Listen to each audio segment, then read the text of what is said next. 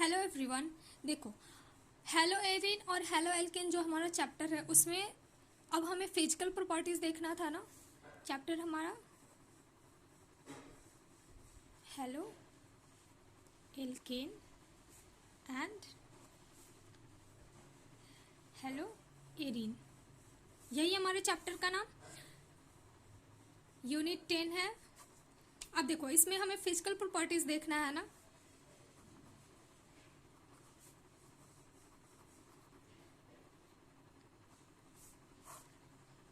अब hello alkene और hello Erin का हमें फिजिकल प्रॉपर्टीज देखना है। तो फिजिकल प्रॉपर्टी में देखो, पहले तो हम देख लेंगे इसका melting point and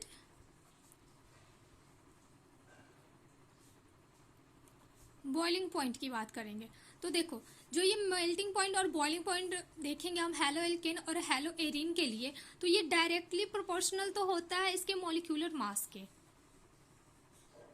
molecular mass मतलब यदि कोई कंपाउंड है उसमें हेलोजन में भी तो आप देखेंगे ना कि ब्रोमीन, अगर देखें हेलोजन जो हमारे पास 20th ग्रुप में है, तो फ्लोरीन, क्लोरीन, ब्रोमीन और आयोडीन, इनका हमें पता है टॉप टू बॉटम आते हैं। तो जो मास होता है मॉलिक्यूलर मास इनका, वो इंक्रीज करता है।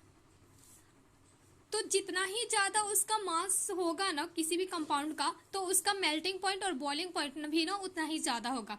देखो, डायरेक्टली प्रोपोर्शनल तो हो गया मॉलिक्यूलर मास के, इनवर्सली प्रोपोर्शनल होता है इस अगर कोई भी कंपाउंड है, मान लो वो ब्रांच्ड हुआ, ब्रांचिंग के ऊपर। एग्जाम्पल के लिए देखो, अगर मॉलिक्यूलर मास के बेस पर एग्जाम्पल लिखना चाहे तो एक मान लो कोई मिथाइल हेलोजन है।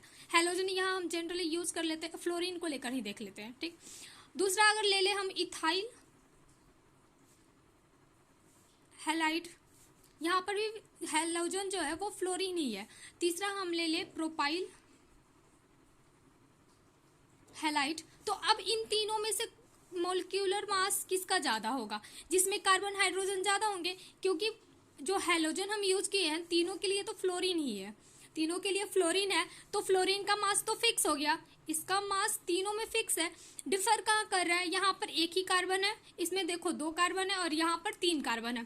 सेम वैसे यहाँ पर देखो तो हाइड्रोजन 3 है और यहाँ पर 5, यहाँ पर हो जाएगा 4 7 हाइड्रोजन है।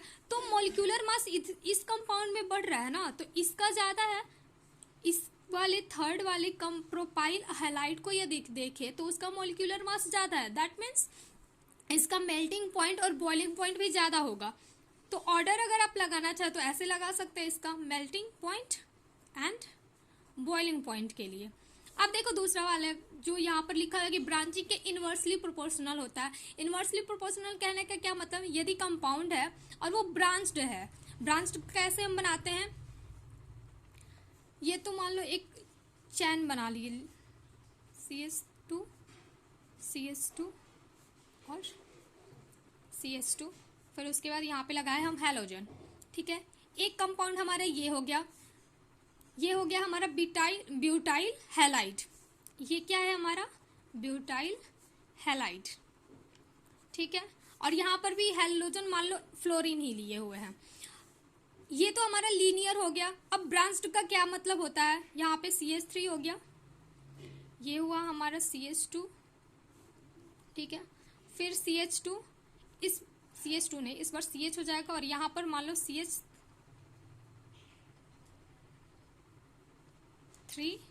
और ये एक हैलोजन यहाँ पे, ठीक है। देखो ये तो ब्रांच्ड हुआ। दूसरा, अब नियो वाला कंपाउंड यदि हम बना लें, ये तो आइसो हो गया। अब नियो बनाना चाहे हम तो क्या लिख सकते हैं? एक यहाँ पर CH3, देखो कहने का क्या मतलब, नियो ये सब छोड़ो, ये हमारा हेलोजन 1 डिग्री कार्बन से लगा हुआ है ना, ये हेलोजन देखो 2 डिग्री कार्बन से लगा हुआ है। यहाँ देखो हेलोजन जो लगेगा इस बार वो 3 डिग्री कार्बन से लगा हुआ है। तो जो ये ब्रांच्ड होता है वही तो 2 डिग्री और 3 डिग्री बनते जाता है। ब्रांचिंग जितनी ज्यादा होगी, इसमें क्या लिखा हुआ है कि ब्रांचिंग जितना ज्यादा होगा ना उस जिस मॉलिक्यूल में, उसका मेल्टिंग पॉइंट और बॉइलिंग पॉइंट उतना ही कम होगा। इनवर्सली प्रोपोर्शनल है। तो अगर इसमें आप इसको मान लो अगर A बोल दूं, इस कंपाउंड को B और C, तो इसमें मेल्टिंग पॉइंट और बॉइलिंग पॉइंट का अगर आपको ऑर्डर लगाना हो तो क्या होगा, देखो इसके लिए हो जाएगा सी का तो सबसे कम होगा। सी का कम क्यों होगा, क्योंकि ये 3 डिग्री है, 3 डिग्री है तो ब्रांच ज्यादा हुए। इस कार्बन का देखो 1 2 3 3 साइड से, मतलब नियो कंपाउंड बोलते हैं ना जनरली इसको, अगर जनरल फॉर्म में आप लिखना चाहेंगे इसका कॉमन नेम तो नियो लिखा जाता है। अब देखो ब्रांचिंग के लिए तो इसका कम हो जाएगा क्योंकि इनवर्सली प्रोपोर्शनल है, तो ए का ज्यादा होगा, बी का, फिर उसके बाद सी का हो जाएगा। ठीक है, अब इसका सेंस तो हम समझ गए। अब देखो यहाँ पर हम देखें कि हेलोजन सिर्फ एक, मतलब कोई सेम एटम ही लेके चल रहा है, फ्लोरीन को लेके चल रहा है, फ्लोरीन सब में फ्लोरीन लगा हुआ है। अब नेक्स्ट तरह का मान लो, अगर दूसरी तरह का कंपाउंड दे दिया कि मान लो सिर्फ इथाइल ही देते जा रहा है। इस बार यहाँ पर क्या किए थे हम कि जो इसका अल्काइल ग्रुप है, अल्काइल ग्रुप को चेंज करते जा रहे थे और हेलोजन सेम था। इस बार क्या करेंगे, अल्काइल ग्रुप को सेम रखेंगे, हेलोजन चेंज कर देंगे। अल्काइल ग्रुप मान लो हम इथाइल लेके चल रहे हैं तो CH2 और ये X हो गया, ठीक है, X नहीं सॉरी फ्लोरीन हो गया, इस बार नाम देंगे हेलोजन का।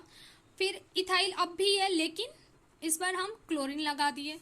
नेक्स्ट टाइम क्या कर रहे हैं, इथाइल, अल्काइल तो हमें सेम ही लेना है ना, ये सारे जो हम बना रहे हैं कंपाउंड वो क्या है हमारा, अल्काइल हैलाइड ही है ना, अल्काइल हैलाइड है।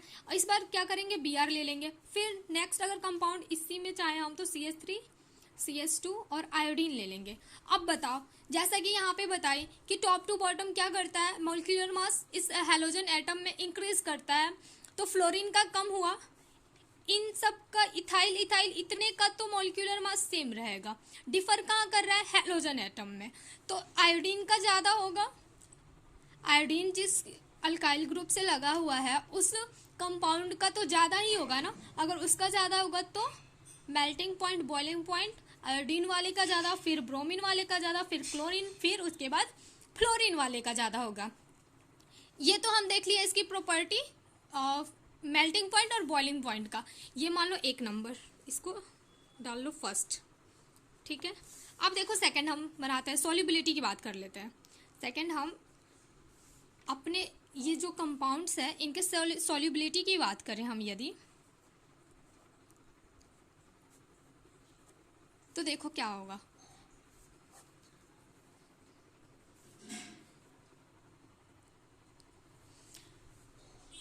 तो लिख सकते हैं हम हेलो एल्केन्स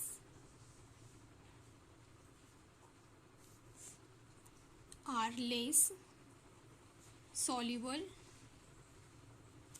इन वाटर।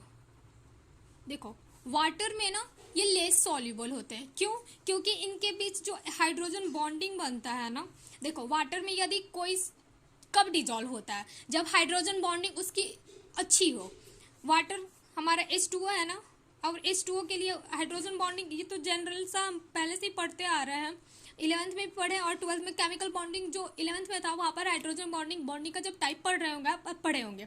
तो देखो क्या होता है ना कि जो ये हेलो एल्केन्स है वाटर के साथ अच्छे बॉन्ड नहीं बना पाता, इस वजह से, या फिर बनाता भी है ना तो बहुत वीक है, तो वीक वाले को जनरली हम क्या करते हैं ना उसको नेग्लिजिबल ही मान के चलते हैं।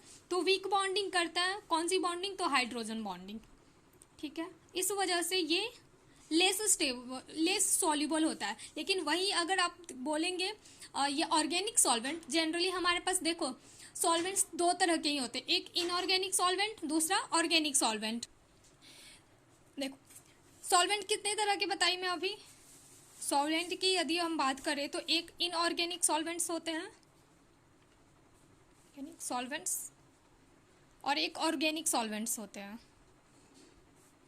ऑर्गेनिक सॉल्वेंट का सीधा सा इतना मतलब समझना, वैसे सॉल्वेंट जो कार्बन हाइड्रोजन मतलब हाइड्रोकार्बन्स वाले जो सॉल्वेंट होंगे ना, लाइक बेंजीन हो गया, ठीक है, क्लोरोफॉर्म भी होता है, तो क्लोरोफॉर्म हाँ उसको कह सकते हैं कि इसका ही है। देखो इनऑर्गेनिक सॉल्वेंट H2O जो है ना वो हमारा इनऑर्गेनिक सॉल्वेंट है, क्योंकि ये कार्बन हाइड्रोजन इसमें नहीं, हाइड्रोजन तो है बट कार्बन नहीं है ना, इस वजह से इसको बोलते हैं इनऑर्गेनिक सॉल्वेंट। तो देखो लेस सॉल्युबल हो गया हमारा वाटर में। अच्छा, एक चीज यहाँ पर जब मैं ये वाटर को इनऑर्गेनिक सॉल्वेंट बता दी ना, तो ये बिल्कुल भी यहाँ पे नहीं कहेंगे कि हेलो एल्केन्स जो है ना वो इनऑर्गेनिक सॉल्वेंट में इनसॉल्युबल होते हैं। सिर्फ इतना सा ध्यान रखना कि वाटर के लिए है, क्योंकि वाटर ही एक इनऑर्गेनिक सॉल्वेंट है ऐसा तो मैं नहीं कह रही ना, और भी है। और ऑर्गेनिक सॉल्वेंट की बात करें हम तो इसमें ना सॉल्युबल होते हैं, वो मोस्टली हेलो एल्केन्स जो होते हैं वो इन ऑर्गेनिक सॉल्वेंट में सॉल्युबल हो जाते हैं। ठीक है, अब हम इसमें देख लेते हैं इसके केमिकल रिएक्शंस के। फिजिकल प्रॉपर्टी देख लिए, अब उसके बाद केमिकल प्रॉपर्टीज इसका देखेंगे। तो हेडिंग डाल लेते हैं पहले हम केमिकल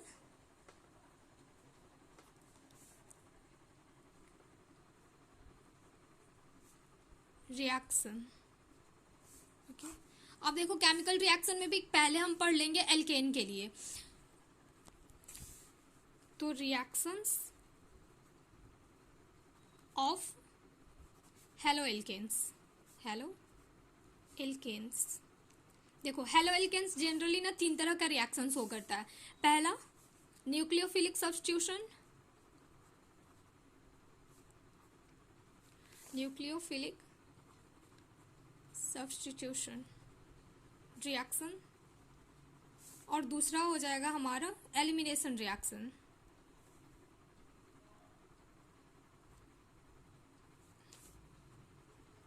तीसरा है रिएक्शन विद मेटल।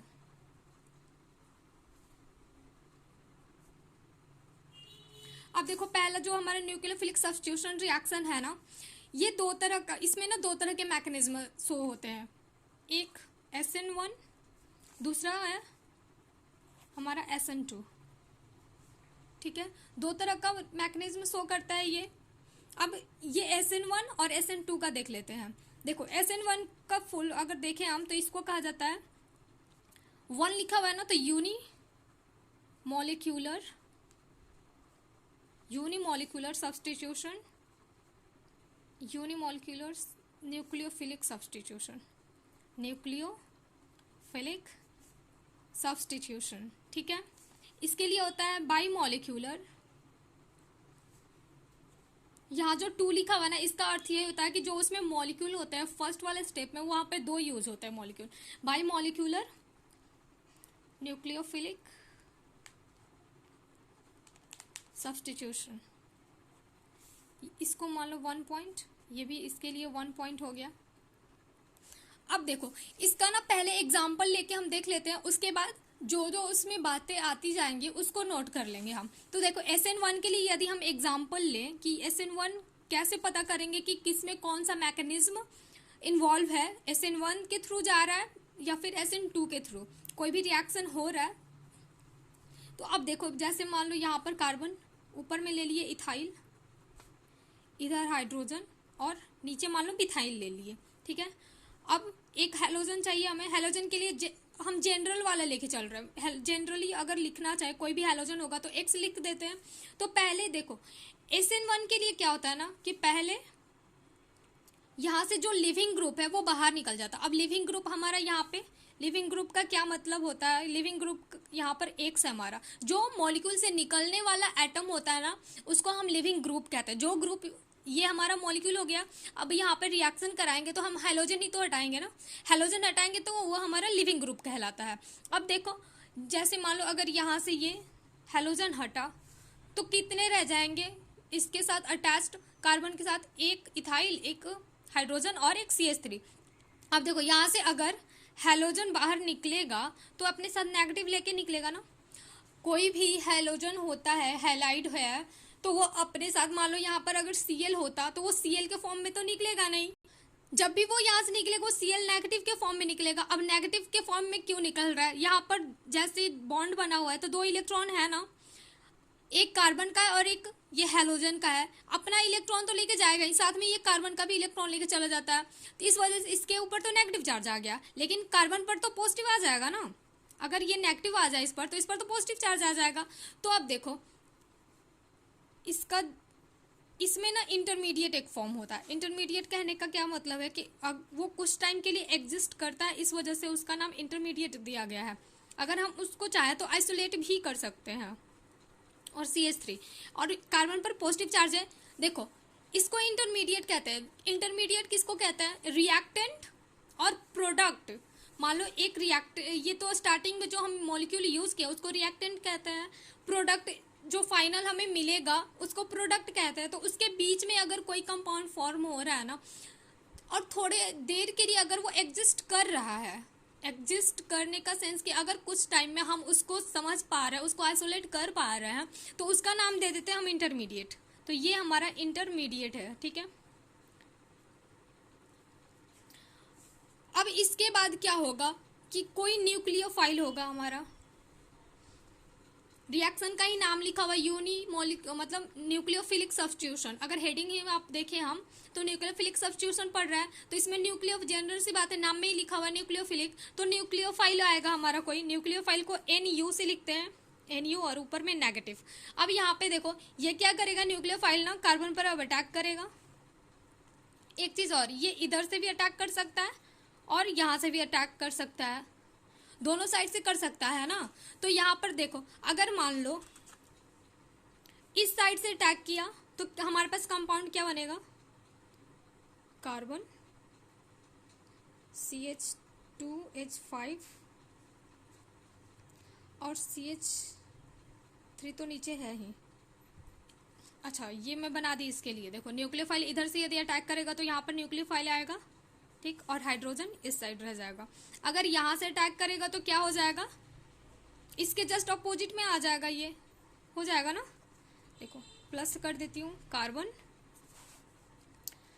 कार्बन, इस बार न्यूक्लियोफाइल इस साइड आया यदि, तो हमारा C2H5 जो है H ऊपर चला जाएगा, C2H5 इस साइड हो जाएगा और नीचे में मिथाइल, ठीक है।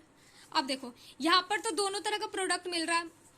एक ये, अब देखो हम अपना स्टार्टिंग वाला जो रिएक्टेंट है उसको देखो, हैलोजन कौन सा साइड लगा है, कार्बन के राइट साइड लगा है ना। अब यहाँ पर प्रोडक्ट में आओ, एक में तो कार्बन के राइट साइड में ही लगा है, दूसरे में उसके अपोजिट लगा है। तो जैसा रिएक्टेंट में लगा हुआ है ना राइट साइड, अगर सेम उसी साइड में आके लगता है तो उसको कहते हैं ना कि ये रिटेंशन है।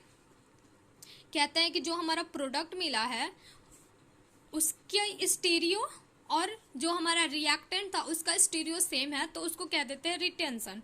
लेकिन अगर इसका स्टीरियो और इसका दोनों का अपोजिट हो जाए ना तो इसको कहते हैं इन्वर्जन, क्योंकि इन्वर्ट हो गया है, उसमें राइट साइड था और इसमें लेफ्ट साइड आ गया, तो इसको कहते हैं इन्वर्जन। प्रोडक्ट हमारा कैसा मिल रहा है, इन्वर्टेड मिल रहा है, ठीक। इसमें इतना जान गए हम। अब देखो अगर पूछा जाए कि जो SN1 में हमारा क्या बोलते हैं इंटरमीडिएट बन रहा है, इंटरमीडिएट कार्बोकैटायन बन रहा है। अब इसका ज्योमेट्री देखें। अच्छा पहले लिख लेते हैं इंटरमीडिएट हमारा क्या बना, कार्बोकैटायन, क्योंकि कार्बन के ऊपर एक पॉजिटिव चार्ज आ रहा है और पॉजिटिव को ही कैटायन बोलते हैं हम। और फिर इसके शेप की बात करें हम तो ट्रायंगुलर प्लानर बन रहा है ना, ट्रायंगुलर प्लानर। इसके हाइब्रिडाइजेशन को देखें हम तो sp2 है, हाइब्रिडाइजेशन हमारा sp2 आ रहा है इसका। अब देखो काइनेटिक के टर्म में अब इसको लिखे हम, यदि जैसे काइनेटिक के टर्म, अच्छा काइनेटिक्स हम पढ़ते हैं केमिकल काइनेटिक्स, तो उसमें क्या करते हैं, बस रिएक्शन के रेट को ही उसमें पढ़ते हैं। तो इस वाले रिएक्शन में अगर आप देखेंगे, अगर लिखना हो हमें रेट लॉ के अकॉर्डिंग, अगर हम लिखें इसका रेट, अगर रेट लिखना चाहें तो के हमारा रेट कांस्टेंट है, हम जानते हैं। अच्छा और फर्स्ट स्टेप में जो होगा ना उसी को लिखते हैं। तो एक अल्काइल मान लो RX लिख दें, अल्काइल ही ग्रुप ही तो है, अल्काइल और हैलाइड, आर को अल्काइल बोलते हैं, अल्काइल हैलाइड है हमारा। अब देखो ये तो हो गया हमारा रेट लॉ के अकॉर्डिंग हम एक्सप्रेशन दे दिए। अब पूछे कि ऑर्डर क्या है, अब इसमें पूछे कि ऑर्डर क्या है तो ऑर्डर हमारा फर्स्ट हो जाएगा, क्योंकि देखो यूनिमोलिक्यूलर कह रहा है ना, यूनिमोलिक्यूलर क्यों कह रहा है, क्योंकि स्टार्टिंग में देखो एक ही मॉलिक्यूल यूज हो रहा है, इसमें हम कोई न्यूक्लियोफाइल यहाँ तो यूज हो नहीं रहा है, पहले तो यहाँ से हैलोजन निकल रहा है उसके बाद न्यूक्लियोफाइल की जरूरत पड़ रही है ना इसमें, तो इस वजह से पहले सिर्फ हमारा रिएक्टेंट ही अपना काम कर रहा है। तो फर्स्ट ऑर्डर यहाँ पर ये ऑर्डर 1 ही हुआ। ऑर्डर 1 हो गया हमारा। दूसरा कॉन्फ़िगरेशन तो बता ही दी। अच्छा ये नहीं बताई ना, देखो रिटेंशन और इन्वर्जन दोनों मिल रहा है ना, तो हम कॉन्फ़िगरेशन दोनों को मिक्स करके क्या लिखते हैं, अगर कॉन्फ़िगरेशन की बात करें हम, कॉन्फ़िगरेशन, अच्छा यहाँ पे कॉन्फ़िगरेशन क्या है, कॉन्फ़िगरेशनल आइसोमर और कन्फॉर्मेशनल आइसोमर पढ़ते हैं हम, तो उसी का, तो ये हमारा मिलता है रेसिमिक मिक्सचर, इसको बोलते हैं रेसिमिक मिक्सचर, ठीक है। और ये ऑप्टिकली इनएक्टिव होता है, ऑप्टिकली इनएक्टिव।